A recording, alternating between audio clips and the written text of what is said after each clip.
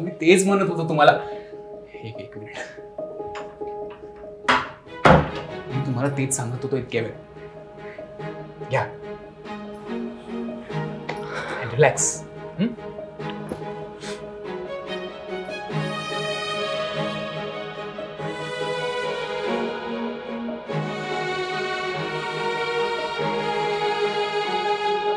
रुमाल पडला तुमच्या हातातून. घ्या रुमाल. पुसा तुमच्या डोळ्यात आलेलं पाणी, पुसा तुमच्या मनात साचले दुःख, पुसा तुमच्या त्या एक्स नवऱ्याच्या कडू आठवणी, तुमच्या मायला पुसून टाका. बस बस, उगाच मोटिवेशनल स्पीच दिल्यासारखं बोलू नकोस. तुझ्यापेक्षा मोठी आहे मी. नो आय नो, तुम्ही मोठ्या आहात, म्हणजे मोठ्या आहात तुम्ही, पण मनाने अगदी लहान आहात, म्हणून असं काहीतरी बोलावं लागतं मला. हो का? आणि एक मिनिट, बापरे, इथे सुद्धा आलंय पाणी. बापरे, किती पाणी तुमच्या डोळ्यात, म्हणजे किती रडलं तर पाणी संपतच नाही का? ज्याच्या मनात जास्त दुःख असतं ना त्याच्याच डोळ्यात पाणी असतं. कम ऑन, असं काही नाही आहे. उलट जे लोक जास्त पाणी पित नाहीत ना त्यांच्या डोळ्यात जास्त पाणी असतं. आलंच पाणी घेऊन. मास हा, आता उगाच लॉजिकलेस बोलतोय. Logicless? I know, me logicless बोलतोय, पण त्याच्यापेक्षा जास्त इम्पॉर्टंट हे आहे की तुम्ही रडायचं विसरून तर हसताय. असंच हसत राहा. मी आलोच पाणी घेऊन. चला किशोर शेठ, कस्तुरी मॅडमला हसवायचंय, त्यांच्या अगदी जवळ जायचंय, त्यांच्या गुपित जाणून घ्यायचंय. आज तो दिवस आहे, हीच ती वेळ आहे, हे मात्र पक्का आहे. त्यामुळे किशोर शेठ, आलेली वेळ जाऊ देऊ नका. थोडं सुधीक ढिलं बसू नका. चला चला चला, लागा का मला. थोडंफार फ्रेश होऊन मस्त असा परफ्यूम पावडर लावून असा टॉप फ्रेश होऊन जाऊ, आणि इतक्या दिवस जे स्वप्न बघत होतं ना ते स्वप्न सत्यात उतरवू. रडणाऱ्या मॅडमला हसू, रडणाऱ्या मॅडमला आनंदाने रडू, रडणाऱ्या मॅडमला दुःख देत आनंदही देऊ. चला, आपण ठरल्याप्रमाणे आज पहिला विशेष भोग घेऊ. चला चला चला, या विशेष एकदम भारी वेळेत काही वेळासाठी विसरून जाऊ.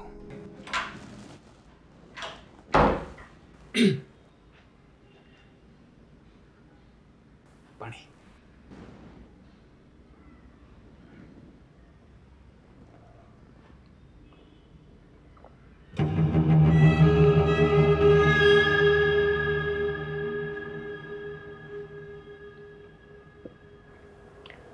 तूही पी ना. मी?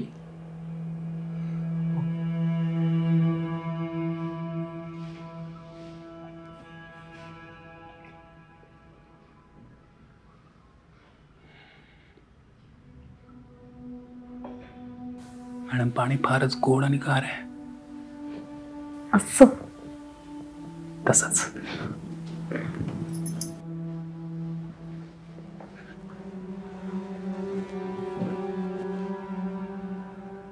हे बघ किशोर, तू जेवढा दिसतोयस ना तेवढा भोळा नाही याचा. मला सगळं कळतंय की तू कसा बघतोयस, तुझ्या मनात नेमकं काय चाललंय, तुला नेमकं काय हवंय, या सगळ्या गोष्टींचा अंदाज आलाय मला. पण माझं मन मोकळं झाल्याशिवाय ना तू ज्याची आस लावून बसलायस ना ते चुकूनही शक्य नाही. म्हणजे ते आपल्यात घडणारच नाही. मी घडू देणार नाही. कळलं ना? उगाच आ आणि ऊ करू नकोच.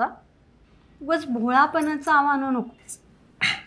नाही नाही मॅडम, म्हणजे मी जसा आहे तसाच आहे. मी कुठलाही आव नाही आणत आहे खरंच. म्हणजे बरं, आता तुम्ही आता इतकं बोललाच आहात ना, तर मला वाटतं की आणखी बोलावं, मोकळं व्हावं. का तुम्ही असं दिवसभर रडत बसता? कुठली गोष्ट तुमच्या मनामध्ये इतकी टोचतीये, ज्याचा तुम्हाला इतका त्रास होतोय? एवढा सुंदर दिवस तुम्ही फक्त रडण्यामध्ये का घालवताय? मला वाटतं तुमचं मन तुम्ही मोकळं करावं माझ्यापाशी. मी तुम्हाला कुठलाही जज नाही करणार. मॅडम, मी काय म्हणतो एकदा ऐकून घ्या. तुम्ही तुमचं मन मोकळं करा, तुम्हाला फार छान वाटेल. मी आता इतके वेळ तुम्हाला तेच सांगितलं. अरे हो, मन मोकळं करायची स्पर्धा लागली आहे का इथे? नाही म्हणजे सॉरी, मन मोकळी करायची स्पर्धा नाही लागली आहे, पण मला फक्त एवढंच वाटत होतं की तुम्ही इतकं सगळं बोलताय ना, तर तुम्ही बोलावं आणि तुम्ही बोलत राहावं. तुमचं मन मोकळं होईल. असं असं समजा, इनफॅक्ट तुम्ही असं समजा की मी तुमचा रिकव्हरी डॉक्टर आहे, मी तुम्हाला रिकव्हर करण्याचा प्रयत्न करतोय. सो तुम्ही बोला, तुमच्या मनात जे साचलंय ते बोला. मी प्रॉमिस करतो मी तुम्हाला जज नाही करणार. तुम्ही बोला. हो, थांब, बोलते. थोडं शांत होशील का? हो. हे बघ, आज सकाळपासून मी खूप खुश होती की नाही. सगळं काही चांगलं चाललं होतं. काव्याला छान साडी घातली, मी देखील छान तयार झाले. तूच आमचे पिक्स काढलेस ना. खूप खुश होते आज. पण त्याच वेळी नेमका केतन खाली आला. मी ऐकतेय फोनवरती, काव्या त्याला म्हणतीये की तू वरती ये, पण तो नाही आला. त्याने त्याच्या ड्रायव्हरला वरती पाठवलं. मला कळत नाही की तू असं का वागतोय माझ्याशी. अरे मी काय बिघडवल्याचं? जे काही केलं ना त्यांनी केलंय. ते पूजा सोबत लपडं त्यांनी केलंय आणि त्रास मात्र मला होतो. देव पण असं का वागतो ना मला कळतच नाही. मला या सगळ्या गोष्टींचा त्रास होतो रे, त्रास होतो. मॅम, एखादा माणूस असा वागतोय ना, त्याची 2 कारणं असू शकतात. पहिलं कारण म्हणजे तो माणूस इतका नीच आणि घाणेरडा आहे.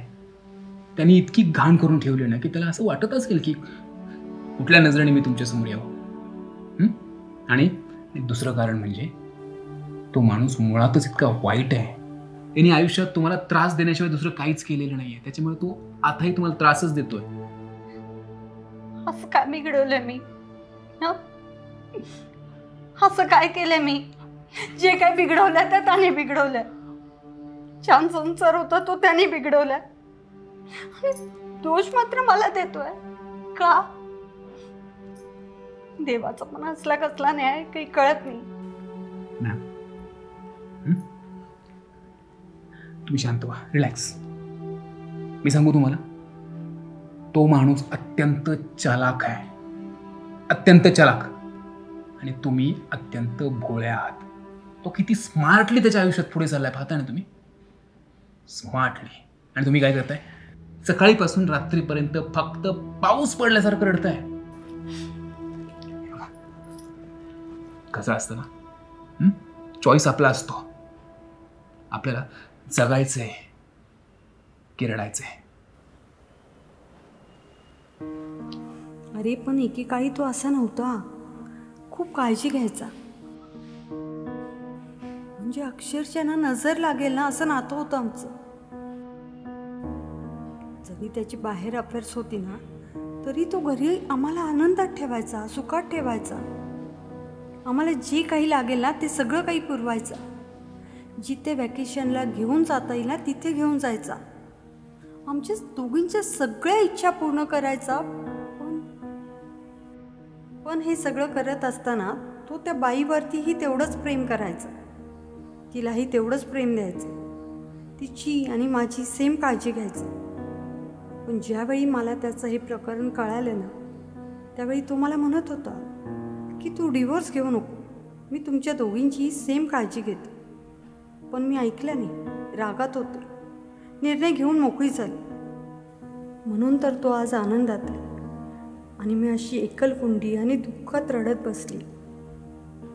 शेवटी काही नाही रे, माझ्याच कर्माचं फळ आहे. बास मॅडम, तुम्ही काय बोलताय? हे काय कर्माची फळं आणि बिळं? असं काही नसतं. हे बघा, आयुष्य जगत असताना काही फिक्स नियम असतात की जे झालं ते झालं, ते आपण नाही बदलू शकत. त्याच्यावरती विचार करून रडून काहीही फायदा नाहीये. सो बास करा हे रडगाणं, बास करा आता. बास, खूप झालं, बास. अरे हो, हळू बोल. इतकं मोठ्याने का बोलतोयस? त्रास होतोय मला. आधीच माझं डोकं दुखतोय. तुम्ही सुद्धा असं रडून बोलणं बंद करा. त्रास होतोय ना, त्रास होतोय ना, मग बास करा. बंद करा त्याचा विचार करणं, कायमचं बंद करा. एवढं समजावून काही उपयोग नाहीये सांगून सुद्धा. शेवटी रडता तुम्हीच आहात, त्रास तुम्हालाच होतोय. तो हरामखोर तिकडे मस्त मजा करतोय. एनिवेज, तुम्ही उठा आणि मस्तपैकी फ्रेश व्हा.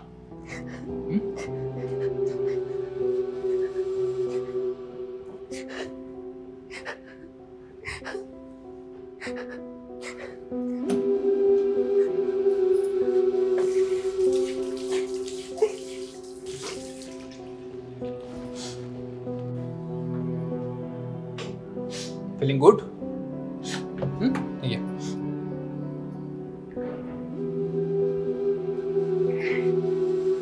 Okay. Now promise me. आता आपण हा विषय परत कधीच नाही काढायचा. ओके? ज्या माणसाने तुम्हाला इतका त्रास दिला ना, त्याच्यासाठी अजिबात नाही रडायचं कधी. ओके? प्रॉमिस? प्रॉमिस. सुखे सुखे. अरे तुम्ही आणखी अरे सुखे. झालं ते झालं.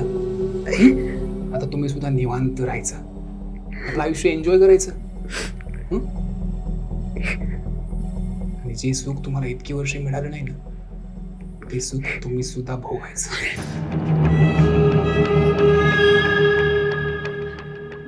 असं नाही करतो.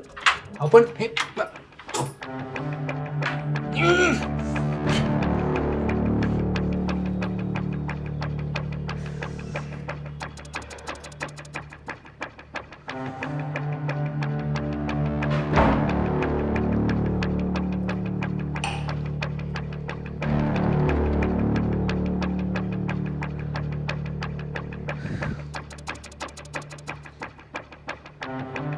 फोन.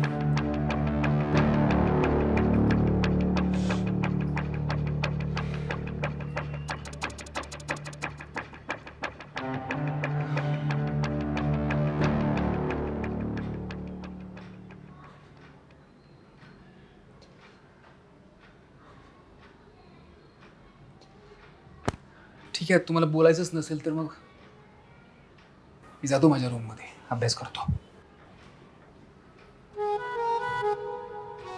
बोल बोल ना, पण प्लीज असं काही करू नकोस ना. मी आत्ता कोणत्याही मनस्थितीत नाही आहे. फक्त बोल प्लीज. फक्त. ठीक आहे, जोपर्यंत तुमची इच्छा नाही आहे तोपर्यंत ना मी तुमचा असा हात पकडणार, ना तुमच्या गालाला टच करणार, ना तुम्हाला असं मिठीमध्ये घेणार. किशोर, मी फक्त बोल म्हणतीये ना. हे काय करतोयस तू? हो कस्तुरी मॅडम, ही काय बोलायची बसायची वेळ आहे का? हां, आणि बघा माझं स्पष्ट मत आहे, त्या गोष्टी त्या वेळेवर झाल्या पाहिजे. तर बघा ना, तुम्ही मगाशी रूममध्ये रडत बसला होतात. मग मी आलो, तुम्ही तुमचं मन माझ्यापाशी मोकळं केलं, आपण बोललो. मग आता अजून किती वेळ बोलायचं आणि काय बोलायचं? हे बघा कस्तुरी मॅम, तुमचा हा प्रॉब्लेम आहे ना, तो बोलून सॉल्व्ह होणार नाही आहे. त्यासाठी तुम्हाला स्वतःला विसरावं लागेल. गेल्या काही वर्षात जे तुम्ही तुमचं जगणं जगलेलं नाही आहेत ना, ते प्रेमळ जगणं तुम्हाला जगावं लागेल. बघा, विचार करा. Let's go. मन नाही मानत रे.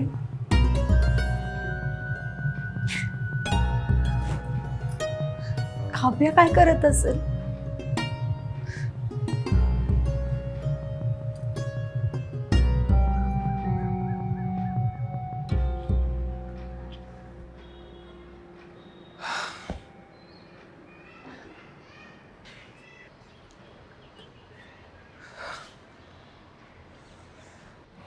मला कळत नाही प्रॉब्लेम काय आहे, का तुमचं मन मानत नाही, काय अडचण आहे सांगा ना. हे बघ, मला माझ्या नवऱ्यासारखं वागायचं नाही. त्याने जसं मला फसवलं, स्वतःच्या लेकीला फसवलंय, तसं मला करायचं नाही. मला काव्याला फसवायचं नाही. मुळात मला स्वतःला फसवायचं नाही. तुम्ही इथे चुकीचा आणि वेगळा विचार करताय. मला तुमच्या नवऱ्याने त्याला वाटेल ते केलंय. त्याने फक्त स्वतःच्या सुखाचा विचार केला आणि म्हणून त्याने दुसरं लग्न केलं. मग मला कळत नाहीये तुम्ही त्याचा विचार कुठपर्यंत करणार आहात. पण मला काव्याचा तर विचार करावा लागेल ना. मग करा, बिनधास्त करा, केलाच पाहिजे. तिला पाहिजे ती मिळवून द्या, तिच्यासाठी चांगलं कॉलेज शोधा, तिला चांगलं स्थळ शोधून द्या, मोठं लग्न करून द्या, करालच तुम्ही ते. पण मग जेव्हा स्वतःच्या सुखाचा विचार येतो तेव्हा काव्याला फसवण्याचा विषय कुठून येतो. पण एक मन म्हणतो माझं वय काय आणि मी करते काय. या सगळ्या गोष्टी माझ्या लेकीने करायला हव्यात आणि माझ्या 40व्या वर्षाच्या वयात मी या सगळ्या गोष्टी करते हे मनाला नाही पटत रे. आणि तेही माझ्यापेक्षा वयाने लहान असलेल्या मुलाबरोबर. हे बघा कस्तुरी मॅडम, ह्या सगळ्या इच्छांना देवाने दिलेल्या आहेत आणि आपण त्याचा उपभोग घ्यायला पाहिजे. आता राहिला प्रश्न कुणाबरोबर करतोय हा, तर मला सांगा, तुमचा नवरा तुमच्याबरोबर असता, तुमचं कुटुंब एकत्र असतं आणि जर मग मी मध्ये आलो असतो तर ते चुकीचं ठरलं असतं. पण तसं नाही आहे. मग अडचण काय आहे. एकदा स्वतःसाठी जगून तरी बघा, एकदा विचार तरी करून बघा तुम्ही. आपण बाहेर आहोत याचं तरी भान ठेव.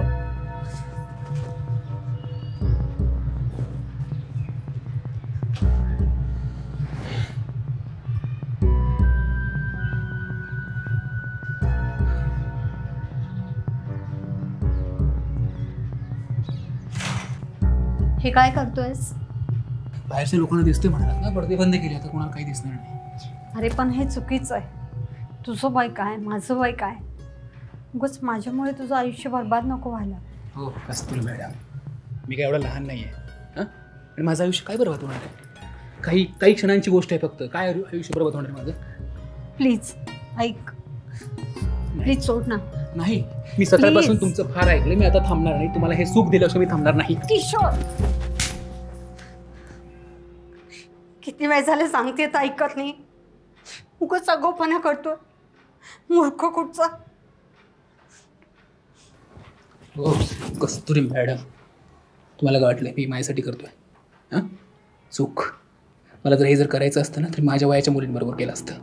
तुमच्या वयाच्या बाईच्या नादी कशाला लागलो असतो. आता मी तुमच्या जवळही येणार नाही ना, तुम्हाला टच करणार ना, कोणताच असा प्रकार करणार. आता तुमची इच्छा झाली ना तर तुम्ही माझ्या रूममध्ये यायचं आणि मला आमंत्रण द्यायचं. मग पुढे आपण काय करायचं बघूयात. तोपर्यंत मी तुमच्या जवळही येणार नाही. मूर्ख कुठचा. ओके ओके, बाय कस्तुरी मॅडम.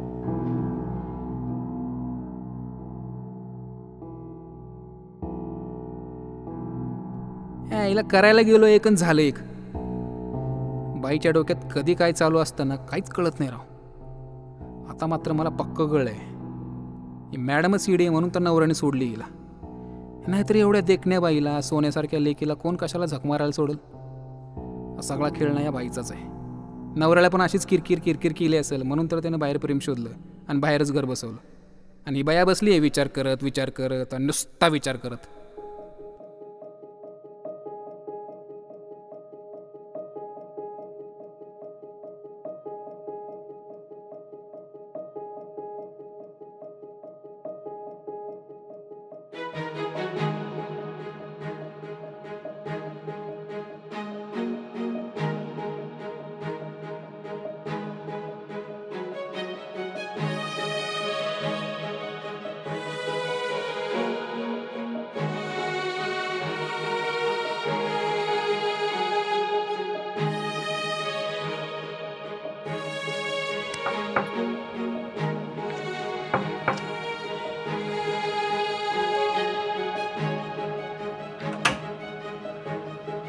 सॉरी. कशाबद्दल. मला जे हवं होतं त्यासाठी खूप वेळ घेतला त्याबद्दल. पक्का आहे ना. पक्का. बघा, माघार घ्यायची नाही आणि घेतली तर बळजबरी करेन. कर, प्रेमानं कर, जबरदस्तीने कर, पण कर. प्लीज कर.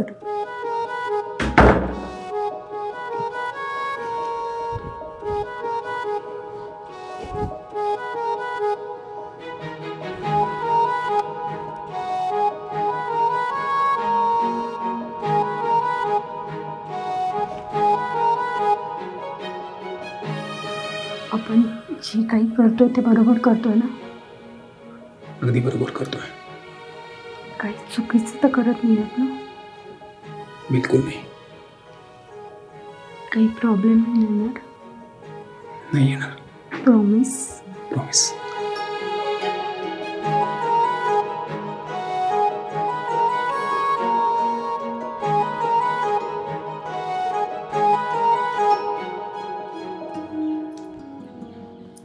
इथे नको,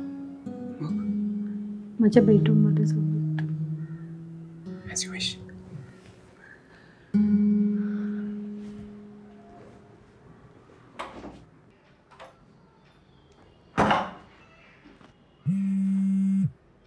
एक मिनिट, कोणाचा तरी कॉल येतो.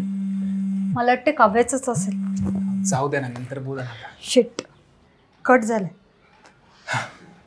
का बरं केलं आज? मगाशी मीच. एक मिनिट, तिचा कॉल येतो. राहू दे ना, नंतर बोला ना प्लीज. फक्त एक मिनिट, काय म्हणते ते पाहते. हॅलो, बोल ना मम्मी, कॉल केला होतास? हो अगं, सहजच केला होता फोन. करमतंय का?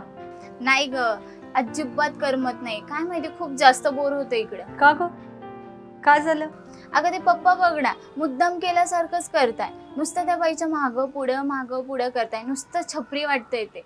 काय माहिती मी 1 महिना इथं कसा काढणार आहे, देव जाणे. जाऊ दे ग, तू नको लक्ष देऊस. तुला काही वाटलं ना की मला कॉल करायचं. हो ग, मी ते तर करेलच, पण ते क्लासचं कसं काय करायचं? किशोर सर तिकडे आणि मी इकडे. स्टडीचं कसं काय करायचं?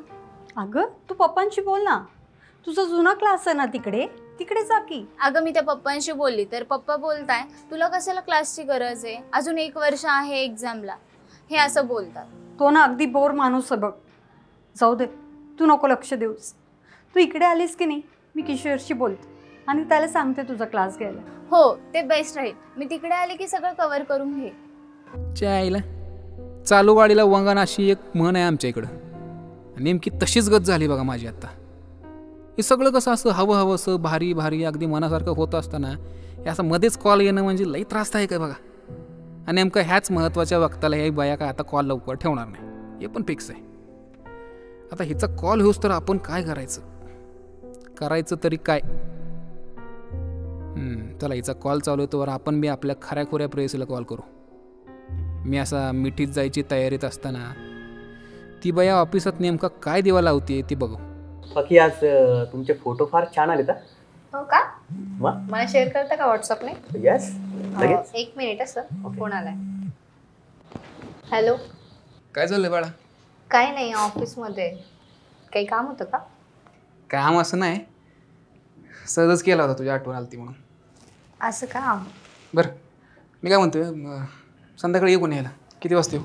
अरे नको नको, ते ऑफिसमधले सर आहे ते तिकडेच येणार आहेत, सो मी येईल त्यांच्यासोबत. नको असतो.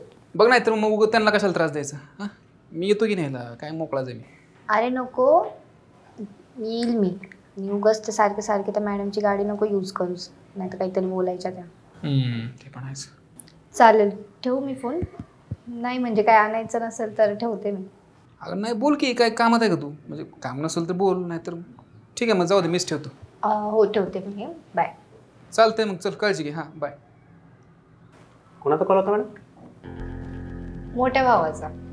तो जरा जास्तच काळजी करतो. अच्छा, जणू काय मी लहानच आहे. तुम्ही लहान तर नक्कीच नाही आहे ना? हो का? मग कोण आहे मी? मी सुंदर, क्यूट, गोड मुलगी आहे, म्हणून तर तुमचा भाऊ जास्त काळजी करतो ना तुमची. काय सर, काही बोलतो. अहो काही काय, जे आहे तेच तर बोलतोय.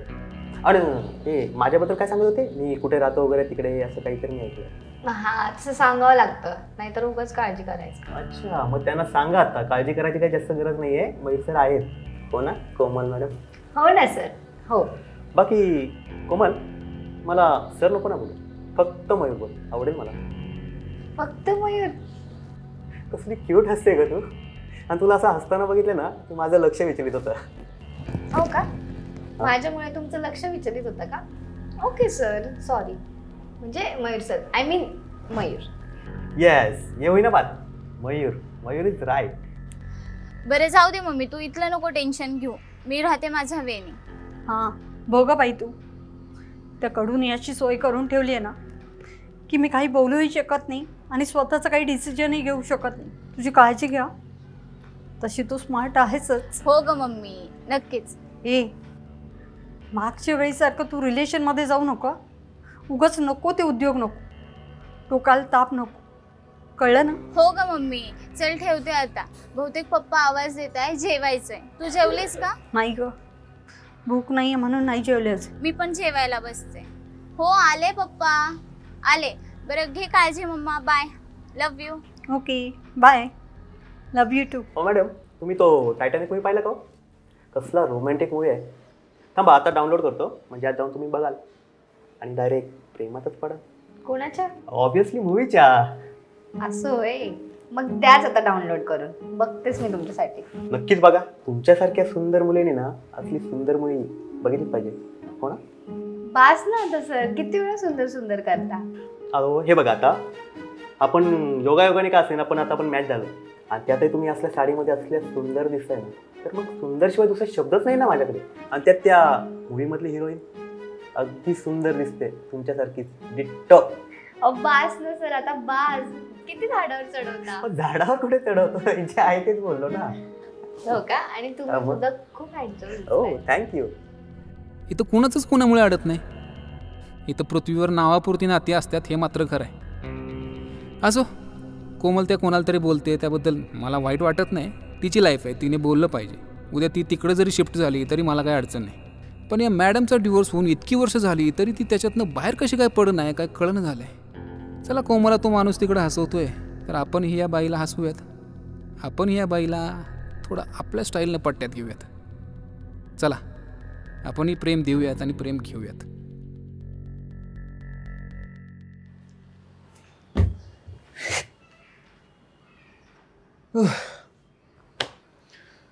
आजच्या काळामध्ये ना या रडण्या पडण्याचं कारण हा फोन आहे. हा फोन.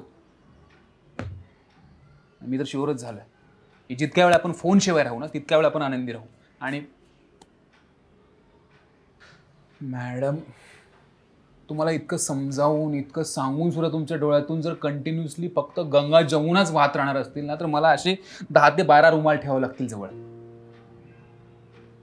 घ्या, डोळे पुसा.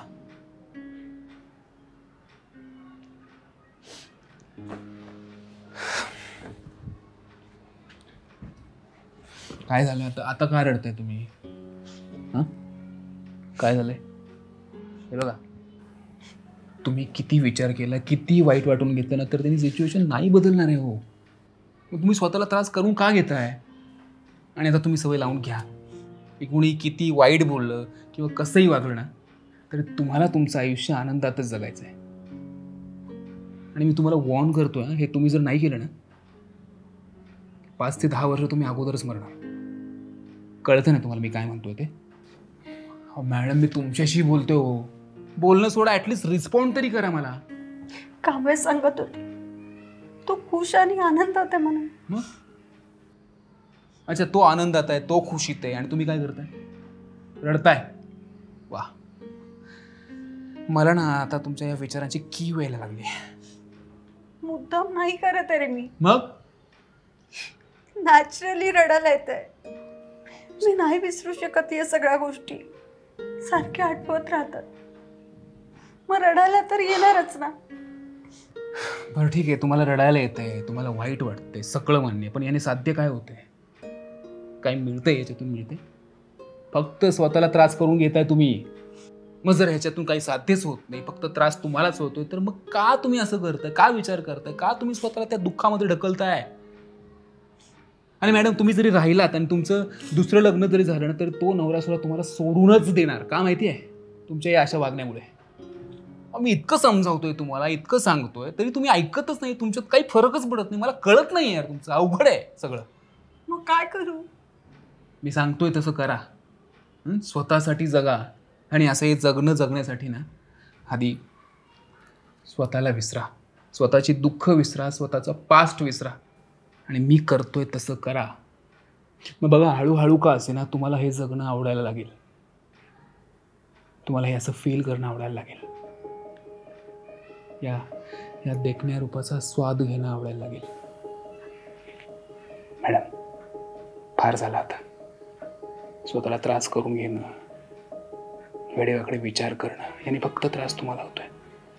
पास करा आता स्वतःचा विचार करूयात, एकमेकांच्या सुखाचा विचार करूयात, एकमेकांसाठी जगूयात. मी तुमच्यासाठी आणि तुम्ही माझ्यासाठी. चला मॅडम, आता बस. आता फक्त स्वतःचा विचार करूयात. चला उठा, या. आता नो रडणं, नो वाईट विचार, फक्त स्वतःचा विचार. चला.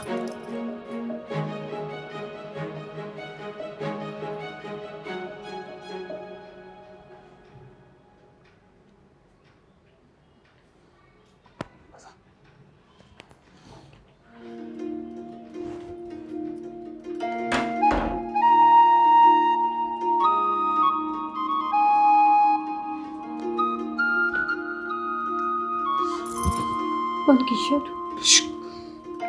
आता एक शब्दही बोलू नका आणि प्लीज मला अडवू नका.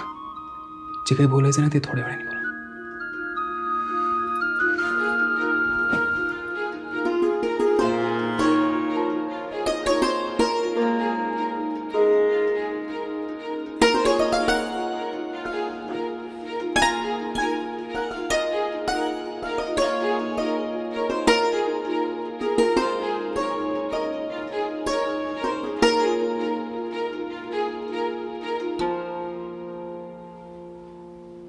खूप दिवसांनी छान वाटतं.